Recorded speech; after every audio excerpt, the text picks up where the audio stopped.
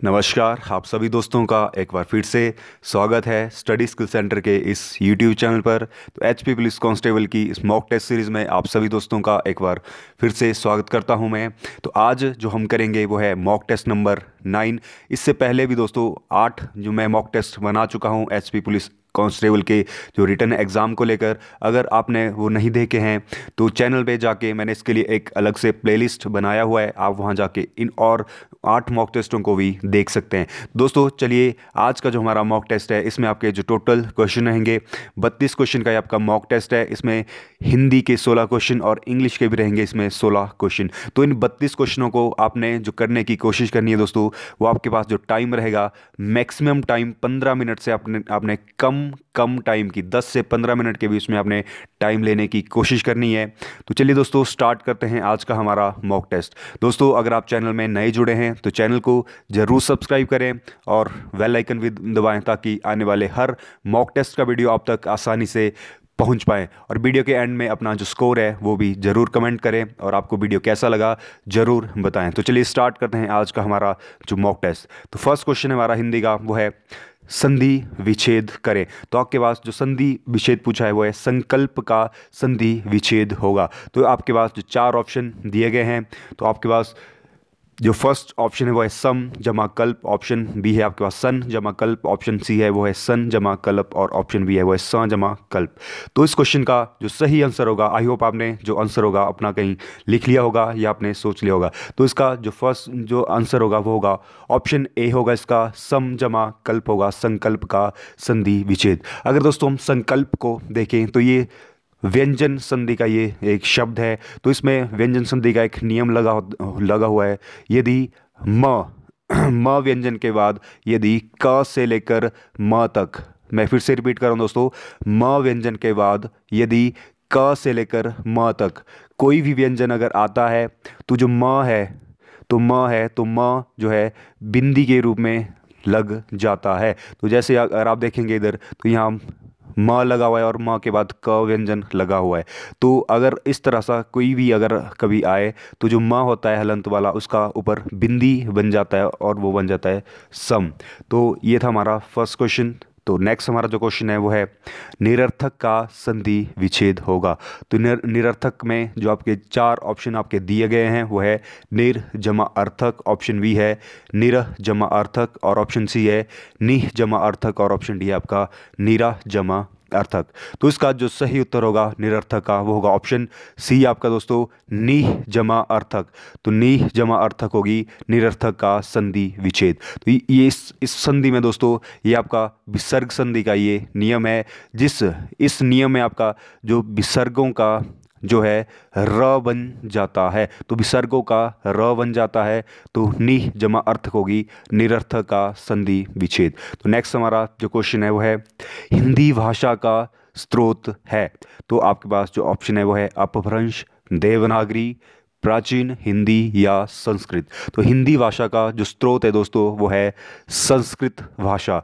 दोस्तों जो संस्कृत भाषा है हिंदी भाषा की आदि जननी भाषा भी है और हिंदी भाषा का जो स्रोत है वो है संस्कृत। अगर आपसे क्वेश्चन में पूछा हो दोस्तों कि हिंदी भाषा का विकास कहाँ से हुआ है, अगर आपसे विकास पूछा हो तो वो हुआ है अपभ्रंश से। अगर आपसे स्रोत पूछा है या हिंदी की आदि जननी पूछा है तो वो है संस्कृत। दोस्तों देवनागरी हिंदी भाषा की लिपि है, तो हिंदी भाषा का जो स्रोत है वो है संस्कृत भाषा, ऑप्शन डी होगा इसका सही उत्तर। तो नेक्स्ट क्वेश्चन हमारा वो है हिंदी में कुल कितने वर्ण हैं।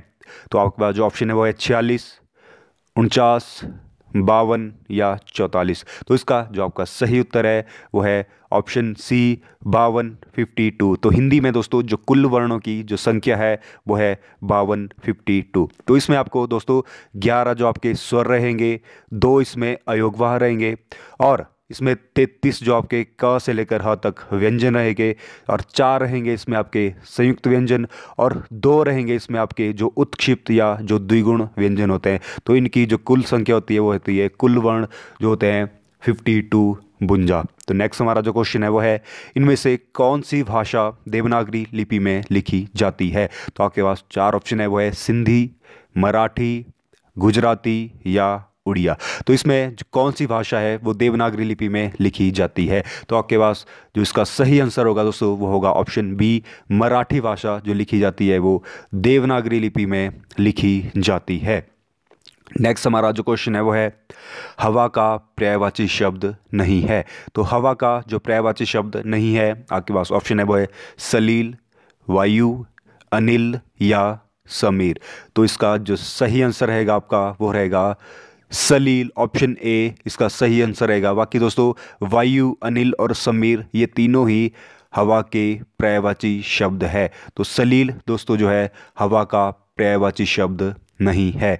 तो नेक्स्ट हमारा जो क्वेश्चन है वो है अर्जुन का पर्यायवाची शब्द है। तो अर्जुन का जो पर्यायवाची शब्द है वो कौन सा है? आपके पास चार ऑप्शन है वो है सुरपति, धनंजय, पुरेंद्र या शक्र। तो इसका जो सही आंसर है वो है धनंजय, ऑप्शन बी होगा इसका राइट आंसर। अर्जुन का जो पर्यायवाची शब्द होता है वो होता है धनंजय। तो नेक्स्ट हमारा जो क्वेश्चन है वो है दिए गए शब्द का विलोम शब्द छांटिए। तो विलोम शब्द हमने छांटना है दोस्तों। तो आपके पास जो वो है कृतज्ञ। तो कृतज्ञ का जो विलोम शब्द होगा आपके पास ऑप्शन है कठिन, करुण, कृपण या कृतधन। तो इसका जो सही आंसर रहेगा वो रहेगा ऑप्शन डी, कृतधन होगा कृतज्ञ का दोस्तों जो विलोम शब्द कृतधन, ऑप्शन डी होगा इसका राइट आंसर। तो नेक्स्ट हमारा जो क्वेश्चन है क्वेश्चन नंबर 9 वो है धनवान का विलोम शब्द है। तो धनवान का विलोम शब्द है आपके पास ऑप्शन है वो है अकिंचन, किंकर, कंचन या धनाढ़य।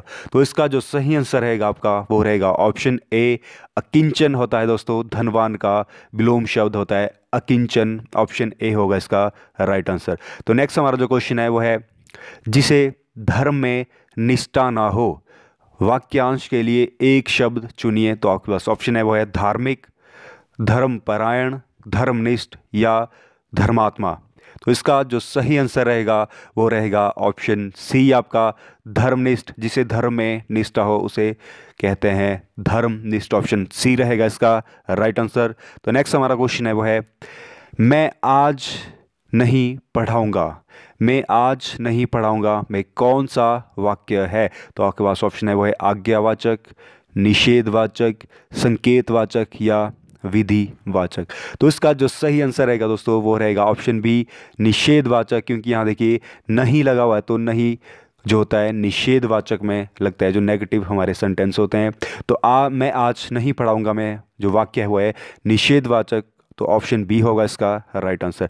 तो नेक्स्ट हमारा जो क्वेश्चन है वो है तेली का बैल होना मुहावरे का अर्थ है। तो आपके पास जो ऑप्शन है वो है बुरी तरह काम में लगे रहना, काम करने से बहाने करना, ऑप्शन सी है मन लगाकर काम नहीं करना और ऑप्शन डी है आपका निर्धन होना। तो तेली का बैल होना मुहावरे का दोस्तों जो अर्थ है वो है बुरी तरह से काम में लगे रहना, ऑप्शन ए होगा इसका राइट आंसर। तो नेक्स्ट हमारा जो क्वेश्चन है वो है सोना शब्द में कौन सी संज्ञा है? तो सोना शब्द में जो संज्ञा है आपके पास ऑप्शन है पुरुषवाचक, भाववाचक, द्रव्यवाचक या इनमें से कोई नहीं। दोस्तों जो सोना एक जो होता है एक द्रव्यवाचक होता है, एक मटेरियल नाउन होता है। तो इसमें जो आपका सही आंसर होगा वो होगा ऑप्शन सी, द्रव्यवाचक होगा इसका सही उत्तर। तो नेक्स्ट हमारा जो क्वेश्चन है वो है शुद्ध वर्तनी का चयन करिए। तो शुद्ध वर्तनी का जो चयन है इसमें अनभिज्ञ की आपसे शुद्ध वर्तनी दोस्तों पूछी गई है। तो इसका जो सही आंसर होगा वो होगा ऑप्शन डी, अनभिज्ञ होता है, ऑप्शन डी होगी शुद्ध वर्तनी अनभिज्ञ की। तो चलिए नेक्स्ट हमारा जो क्वेश्चन है वो है अशुद्ध वर्तनी है। तो यहाँ आपके पास चार शब्द दिए हुए हैं श्रीमती, शताब्दी, लीजिए या महीना। तो इसमें जो आपने अशुद्ध वर्तनी है वो अशुद्ध शब्द एक आपने यहाँ इसमें से छांटना है। तो इसमें जो अशुद्ध रूप से लिखा गया है दोस्तों वो है ऑप्शन डी, महीना। महीने में दोस्तों यहाँ बड़ी ई की मात्रा होती है तो महीना होगा इसका जो अशुद्ध शब्द इस क्वेश्चन में और ऑप्शन डी होगा इसका सही आंसर। तो नेक्स्ट हमारा जो लास्ट हिंदी का क्वेश्चन है वो है शुद्ध शब्द का चयन करें। तो इसमें से आपने शुद्ध वाक्य का चयन करना है। आपके पास चार यहाँ वाक्य दिए गए हैं। तो पहला जो आपका वाक्य है वो है उसने अध्यक्ष को निवेदन किया। ऑप्शन बी है उसने अध्यक्ष को आदेश दिया, और ऑप्शन सी आपका उसमें है उसने अध्यक्ष से निवेदन किया, या इनमें से कोई नहीं। तो इसमें जो आपका शुद्ध वाक्य है दोस्तों वो होगा ऑप्शन सी, उसने अध्यक्ष से निवेदन किया होगा इसका सही उत्तर और शुद्ध वाक्य। तो ये था आपका हिंदी का सेक्शन। तो नेक्स्ट हमारा जो है वो है अब इंग्लिश का सेक्शन। तो नेक्स्ट जो क्वेश्चन हमारा वो है चूज द सिनोनिम। तो इसमें आपका जो सिनोनिम पूछा है वो पूछा है एडजेसेंट।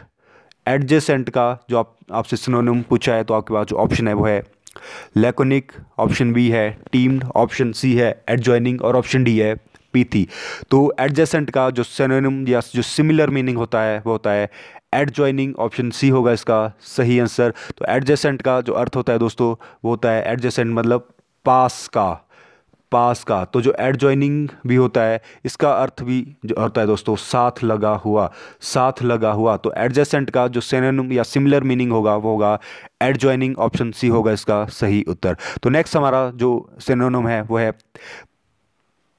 है परमानेंट का जो सिनोनिम होगा। तो परमानेंट का अर्थ होता है मतलब स्थाई। तो इसके जो चार ऑप्शन है आपके पास वो है टीडियस, ऑप्शन बी है लॉन्ग, ऑप्शन बी है अवॉइडिंग, और ऑप्शन डी है बर्बोस। तो इसका जो सही आंसर रहेगा आपका वो रहेगा अवॉइडिंग, AVIDING। अवॉइडिंग भी का अर्थ भी होता है दोस्तों स्थाई या परमानेंट। तो परमानेंट का जो सिमिलर मीनिंग या सिनोनिम होगा वो होगा अवॉइडिंग। ऑप्शन सी होगा इसका सही आंसर। तो नेक्स्ट हमारा जो क्वेश्चन है वो है चूज द एंटोनिम। तो एंटोनिम हमने देखना है, जो आपका 19th क्वेश्चन है वो है स्लेंडर। स्लेंडर का जो दोस्तों एंटोनिम होगा वो होगा आपके पास ऑप्शन है मीन, डेलिकेट, स्टाउट या डिफेम। तो इसका जो सही आंसर होगा वो होगा ऑप्शन सी, स्टाउट होगा इसका सही आंसर। दोस्तों अगर सिलेंडर का जो अर्थ होता है, सिलेंडर का अर्थ होता है पतला, पतला, और जो स्टाउट होता है उसका अर्थ होता है मोटा। तो सिलेंडर का जो एंटोनिम होगा वो होगा स्टाउट। ऑप्शन सी होगा इसका सही आंसर। तो नेक्स्ट हमारा जो एंटोनिम है वो है कैंडिड। तो कैंडिड का जो हमारा होगा नेक्स्ट आपके पास ऑप्शन है वो है सेक्रेटिव, सैलो, वेग या थैंकफुल। तो दोस्तों कैंडिड का जो अर्थ होता है वो होता है स्पष्टवादी। तो उसका जो उल्टा होगा वो होगा वेग। वेग ऑप्शन सी होगा इसका सही आंसर। वेग का जो अर्थ होता है वो होगा दोस्तों अस्पष्ट। अस्पष्ट होता है इसका सही आंसर वेग। कैंडिड का जो एंटोनिम या अपोजिट मीनिंग होगा वो होगा वेग। ऑप्शन सी होगा इसका सही आंसर। तो नेक्स्ट है वो है फिल इन द ब्लैंक्स। आपके पास जो ब्लैंक्स है वो उसमें दिया गया है he dash suffering from the fever since last week. तो आपके पास ऑप्शन है वो है ऑप्शन ए है इज़, ऑप्शन बी है वॉज, ऑप्शन सी है हैज़ बीन, या ऑप्शन डी है आपका हैज़। तो he dash suffering from the fever since last week. तो इसका जो सही आंसर होगा वो होगा हैज़ बीन। ऑप्शन सी होगा इसका सही आंसर हैज़ बीन। तो ये देखिए दोस्तों इस सेंटेंस में अगर आप देखेंगे तो प्रेजेंट परफेक्ट कंटिन्यूस टेंस यहाँ लगा हुआ है। तो प्रेजेंट परफेक्ट कंटिन्यूस में जो आपका लगता है हैज़ हैव का यूज़ होता है, तो बीन लगता है उसके साथ। तो ही has been suffering from the fever last week. तो नेक्स्ट हमारा जो क्वेश्चन है वो है I ran fast so dash I catch the train. तो आपके पास ऑप्शन है वो है ऑप्शन है कैन, कुड, मे, माइट। तो इसका जो सही आंसर है वो लगेगा इधर ऑप्शन डी, माइट होगा इसका सही answer. I ran fast so I might catch the train होगा इसका राइट आंसर। तो नेक्स्ट हमारा जो क्वेश्चन है इंग्लिश का वो है there were several policeman dash duty on Republic Day. तो आपके पास जो ऑप्शन है कौन सा प्रेपोजिशन में लगेगा, टू, ऑन, फॉर, एट। तो इसका जो सही आंसर होगा वो रहेगा option B, there were several policeman on duty on the Republic Day. तो ऑन यहाँ सही प्रेपोजिशन लगेगा, इसका ऑप्शन बी होगा इसका सही आंसर। तो नेक्स्ट हमारा जो क्वेश्चन है वो है choose the one which best express the meaning of the idioms. तो आपके पास जो इडियम्स दिए हुए हैं तो आपका इसमें मीनिंग देखना है। तो फर्स्ट जो आपका है वो है थ्रू थिक एंड थिन। तो थ्रू थिक एंड थिन के आपके चार ऑप्शन दिए गए हैं, big and small, large object, under all conditions, और ऑप्शन डी है आपका थिन एंड फैट। तो इसका जो सही आंसर रहेगा वो रहेगा ऑप्शन सी, आपका अंडर ऑल कंडीशंस होगा इसका राइट आंसर। तो नेक्स्ट हमारा जो क्वेश्चन है वो है to one one's finger. To one one's finger का इसका जो इडियम का जो अर्थ होगा आपके पास ऑप्शन है to get injured in an accident, option B है to pay a heavy price, option C है to suffer from meddling in something, और ऑप्शन डी है to get a burn injury on the hands. तो इसका जो सही answer रहेगा वो ऑप्शन सी रहेगा दोस्तों, to suffer from meddling in something. मतलब इसका जो अर्थ होता है दोस्तों, इसका जो मीनिंग होता है वो होता है कि किसी कुछ अनप्लेजेंट होना खुद के साथ, तो अनप्लेजेंट थिंग होना या मेडलिंग इन समथिंग, तो ऑप्शन सी होगा इसका राइट आंसर। तो नेक्स्ट हमारा जो क्वेश्चन है वो है find out the correctly spelled word. तो इसमें आपके जो आपसे टेम्परेचर का जो सही स्पेलिंग होगा, तो आपके पास 4 ऑप्शन दिए गए हैं। अगर आप इन 4 ऑप्शन में देखेंगे तो इसका जो सही आंसर होगा दोस्तों वो होगा ऑप्शन ए होगा इसका सही आंसर। टेम्परेचर की जो स्पेलिंग होती है वो है TEMPERATURE, टेम्परेचर, ऑप्शन ए होगा इसका सही आंसर। तो नेक्स्ट हमारा जो क्वेश्चन है वो फिर से ही करेक्ट स्पेल्ड वर्ड हमने देखना है। तो अकोमोडेट का यहाँ हमसे स्पेलिंग पूछा है, तो आपके पास 4 ऑप्शन यहाँ दिए गए हैं। तो अगर आप इन 4 ऑप्शनों में देखेंगे तो इसका जो सही उत्तर होगा वो होगा ऑप्शन डी होगा इसका राइट स्पेलिंग जो अकोमोडेट की। तो इसमें ACCOMMODATE होती है अकोमोडेट की जो राइट स्पेलिंग दोस्तों। तो नेक्स्ट हमारा जो क्वेश्चन है वो है find the incorrect part of the sentence. तो आपके पास एक सेंटेंस दिया है, तो आपने देखना है कि कौन सा इसमें जो पार्ट है वो इनकरेक्ट होगा। तो आपके पास जो है वो दिया गया है Radha with her brothers and sisters are present here. तो इसमें जो आपका इनकरेक्ट पार्ट होगा दोस्तों, Radha with her brother and sister और आर प्रेजेंट हेयर। तो इसका जो इनकरेक्ट पार्ट है इस सेंटेंस में जो एरर है वो है दोस्तों option D R present hair. इसमें दोस्तों आर की जगह जो आपका होना था वो इज़ प्रेजेंट हेयर होता, तो ये सही होता। ऐसा इसलिए क्योंकि दोस्तों जब दो नाउन आप ज्वाइन करते हैं कंजक्शन से, जिसमें अगर आपका कंजक्शन जैसे विद कंजक्शन लगा हो, विद कंजक्शन से अगर आपके 2 नाउन यहाँ जुड़ रहे हैं तो उसमें जो आपका वर्ब लगता है वो सिंगुलर लगता है, तो इज़ होना था यहाँ ऑप्शन डी। तो ये वाला जो पार्ट है इसका इनकरेक्ट पार्ट है। तो नेक्स्ट हमारा जो क्वेश्चन है वो है चूज़ वन वर्ड सब्स्टिट्यूशन। तो आपके पास जो क्वेश्चन है वो है a speech delivered without previous preparation.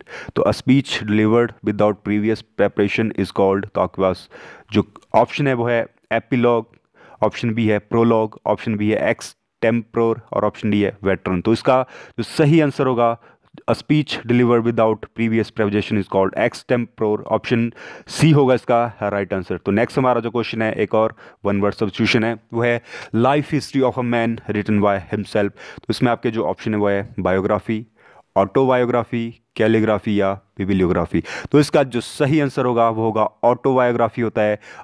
Life history of a man written by himself, autobiography, option B होगा इसका राइट आंसर। तो नेक्स्ट हमारा जो क्वेश्चन है वो है what is the young one of horse called. तो आपके पास ऑप्शन है वो है काफ, फोल, कव या पपी। तो यंग वन ऑफ जो हॉर्स होता है वो होता है फोल, ऑप्शन बी होगा इसका राइट आंसर। तो नेक्स्ट हमारा जो क्वेश्चन है वो है what is the feminine of bachelor.